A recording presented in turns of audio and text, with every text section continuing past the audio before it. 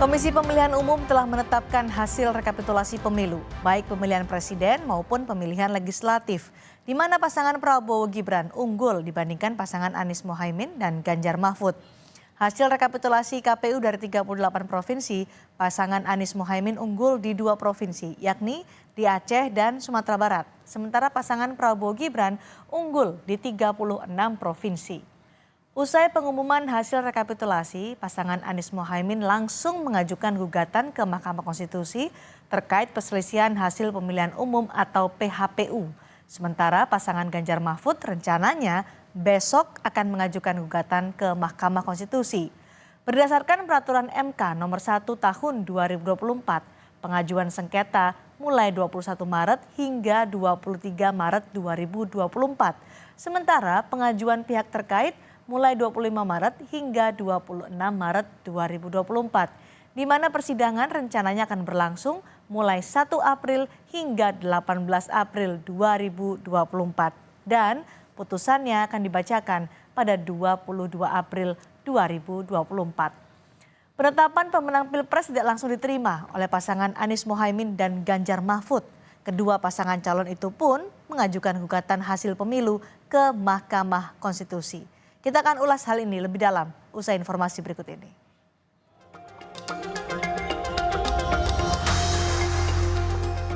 Rabu 20 Maret kemarin, KPU mengumumkan hasil rekapitulasi Pilpres 2024. Hasilnya, pasangan Prabowo Gibran unggul dibandingkan pasangan Anies Mohaimin dan pasangan Ganjar Mahfud. Data KPU menyebutkan pasangan Anies Mohaimin mendapatkan 40.971.906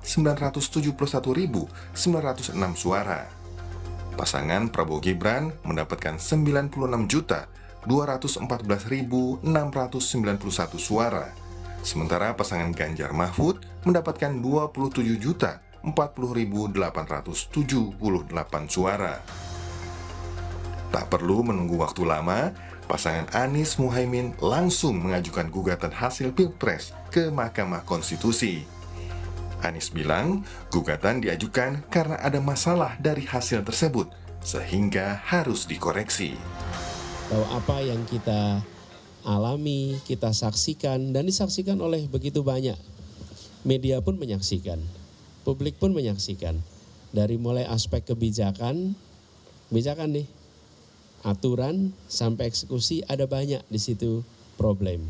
Nah, kita ingin agar itu semua dikoreksi supaya kejadian seperti ini tidak berulang lagi. Tim Hukum Nasional Timnas Amin menyebut ada sejumlah pelanggaran yang dilakukan salah satu paslon yang menjadi dasar pasangan Anies Mohaimin ajukan gugatan ke MK. Bahkan, Timnas Amin menargetkan paslon yang diduga melakukan pelanggaran itu didiskualifikasi. Dari awal proses tersebut bermasalah dan lanjutan masalahnya luar biasa. Karena kebetulan calon wakil presiden ini adalah anak seorang presiden sehingga membawa dampak yang begitu luar biasanya. Jadi seandainya nanti ini diterima sebagai satu argumen yang kuat oleh Mahkamah Konstitusi, tentunya kami mengharapkan dilakukan pemungutan suara ulang tanpa diikutin oleh calon wakil presiden 002 yang saat ini. Gugatan ke MK juga dilakukan pasangan Ganjar Mahfud. Ganjar bilang pihaknya memiliki banyak bukti adanya pelanggaran selama Pilpres berlangsung. Ganjar menegaskan hal ini dilakukan agar demokrasi di Indonesia menjadi lebih baik. Setelah pengumuman tadi malam, tim Ganjar Mahfud sudah bersepakat. Kalaulah semuanya ini harus diluruskan agar demokrasi bisa berjalan dengan baik, maka benteng terakhirnya adalah Mahkamah Konstitusi.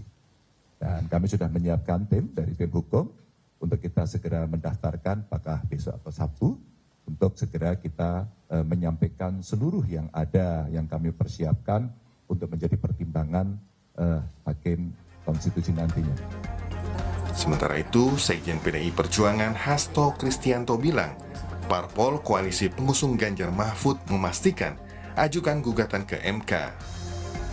Meski KPU telah umumkan pemenang Pilpres, Hasto menegaskan proses Pilpres belum usai. Maka terhadap hasil yang diumumkan KPU tadi malam, sikap dari partai politik pengusung Pak Ganjar Mahfud menegaskan bahwa proses pemilu belum selesai. Dalil yang kami sampaikan sangat jelas. Selain dari hulu, yang mana kita ketahui terjadinya suatu skandal yang luar biasa. Terkait gugatan yang diajukan pasangan Anies Mohaimin dan Ganjar Mahfud, Ketua MK Soehartoyo bilang, pihaknya melayani masyarakat pencari keadilan, tak terkecuali dalam sengketa pemilu. Kita ini kan badan peradilan yang nggak boleh terlalu aktif toh Mbak.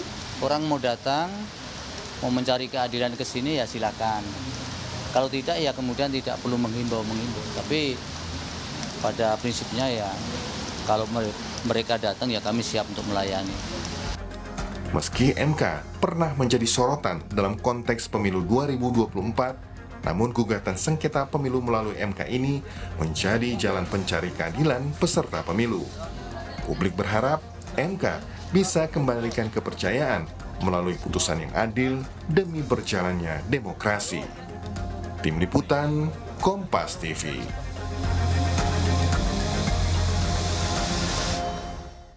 Tidak perlu waktu lama, pasangan Anies Mohaimin mengajukan gugatan sengketa Pilpres ke Mahkamah Konstitusi sesaat setelah KPU mengumumkan hasil Pilpres 2024.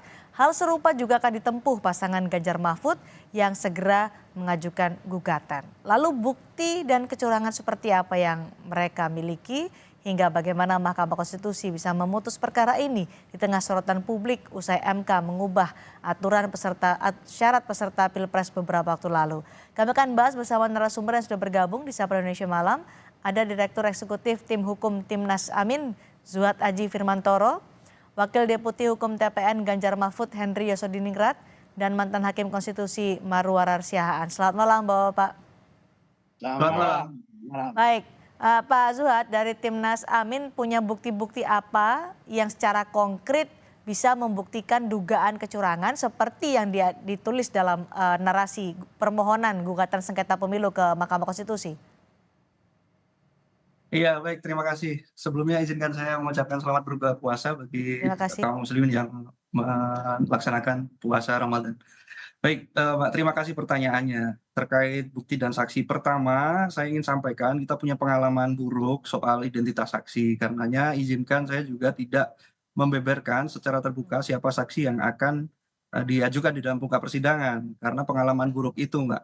Jadi pernah suatu kali kita punya saksi, terbuka identitasnya, kemudian tidak tahu bagaimana ceritanya, tiba-tiba menarik pernyataan untuk kesediaannya menjadi saksi di muka persidangan. Karena itu sekali lagi kami tidak akan membuka identitas saksi kami. Baik, tapi saksi dari Timnas Amin mengetahui sendiri, mengalami sendiri, ada dugaan kecurangan itu dilakukan ya?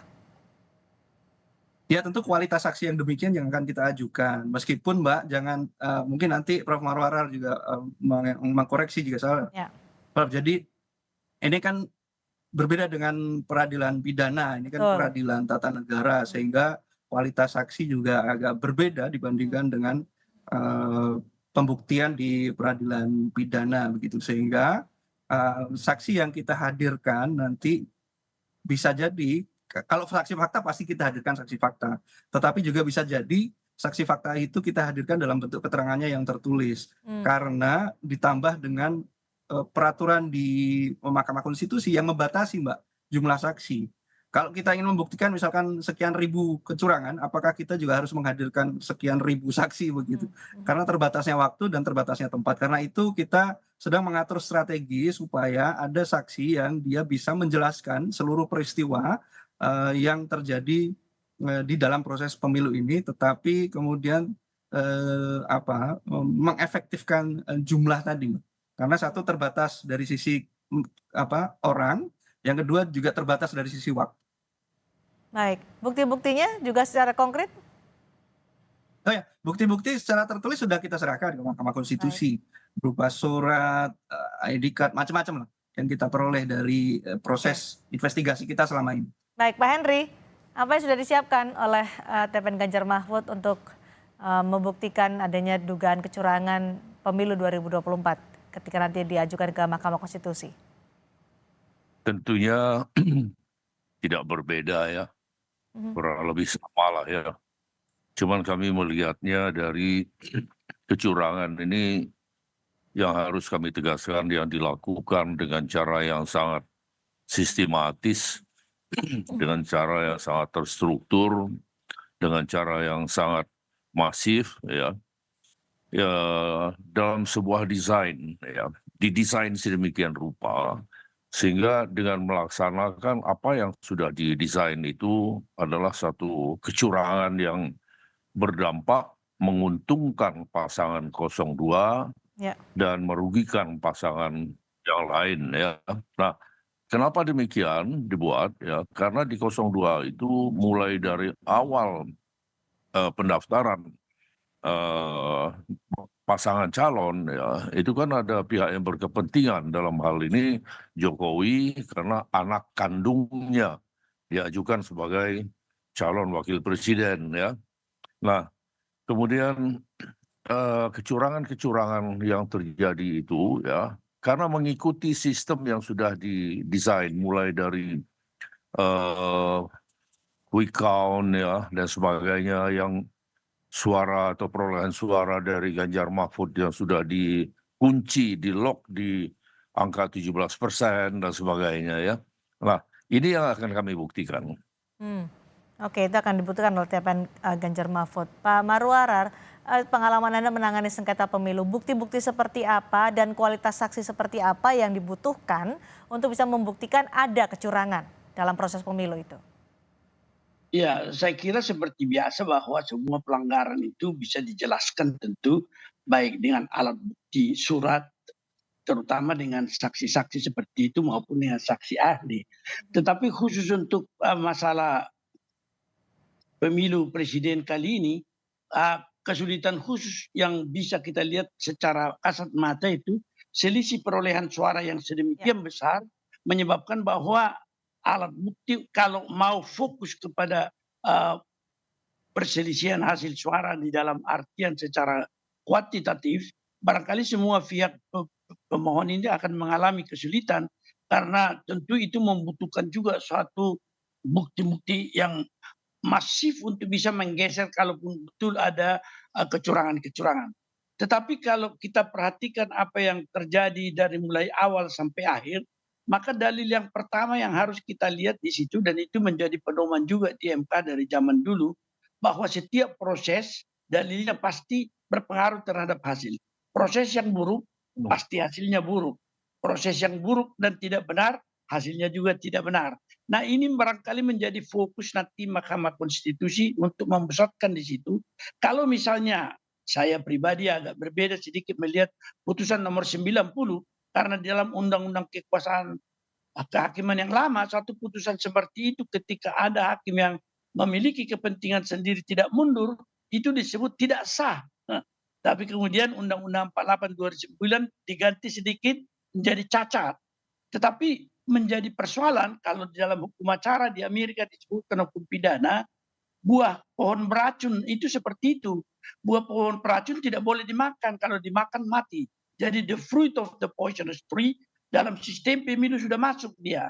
Karena kemudian ketika didaftar oleh KPU dengan keputusan itu, KPU juga dihukum oleh DKPP kan melanggar etik. Ya. Nah, salah satu yang paling prinsip ini, saya kurang tahu, Pak Henry tahu ini, bahwa kategori perbuatan melawan hukum dalam jurisprudensi Indonesia yang mengambil over jurisprudensi Belanda, pelanggaran etik itu sendiri merupakan kategori bahwa dia melakukan perbuatan melawan hukum. Itu kategori keberapa itu dalam jurisprudensi PMA itu. Nah, itu sendiri menyebabkan kita melihat bahwa pelanggaran-pelanggaran yang lain yang sudah dibuktikan, bukan dibuktikan ya, disajikan oleh media sosial dengan dirty vote. Kemudian di televisi bisa kita lihat misalnya Metro juga menyajikan itu, presiden membagi BLT di depan istana. Nah, kemudian tadi saya mendengarkan dari Menteri Sosial tentang BLT yang sekian ratus triliun. Itu merupakan suatu sistem yang mungkin barangkali dipakai. Kalau misalnya dalilnya pemohon 1 dan 3 itu adalah TSM, struktur pemerintahan dipakai enggak?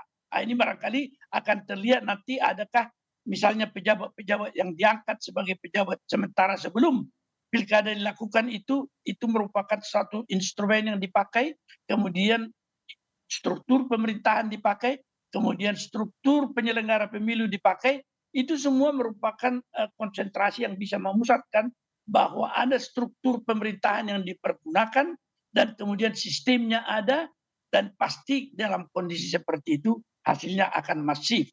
Kalau ini bisa terbukti meskipun itu menjadi satu problem yang berat bagi MK itu, dan itu membutuhkan juga argumen untuk, karena kita sudah dengar misalnya pasangan calon nomor 2 mengatakan seluruh persoalan proses termasuk TSM sudah diserahkan kepada Bawaslu. Pak Marwarar, maaf saya potong, jika itu diterima oleh Mahkamah Konstitusi dan diputuskan oleh Mahkamah Konstitusi, apa dampaknya pada hasil pemilu? Ya, ini kan kita bisa akan melihat ini nanti, bahwa kalau itu bisa dibuktikan pengaruhnya tentu seperti permohonan ini, pasangan calon yang memperoleh suara itu dengan penetapan KPU itu dinyatakan tidak benar. Ada dua kemungkinan, dia bisa digeser tanpa melakukan satu pemilu lagi, tapi pemenang yang kedua ditetapkan, atau dia didiskualifikasi, ada disebutkan pemilu ulang. Itu tentu di dalam pengalaman MK terjadi dalam beberapa pilkada, tetapi di dalam pemilu secara presidensial seperti ini belum terjadi. Tapi ini adalah merupakan suatu hal yang sangat-sangat sulit dengan bukti yang begitu tidak terbantahkan, beyond reasonable doubt. Kalau ini bisa dicapai dan keberanian hakim MK ada untuk menegakkan. Baik Pak Zuhad, sangat sulit dibuktikan kalau kata Pak Marwarar. Gimana tanggapannya? Ya sulit itu kan bukan berarti nggak bisa dibuktikan, Pak. Bang Henry udah senyum-senyum tadi. Banyak sekali kata kunci yang diberikan oleh Pak Marwarar tadi.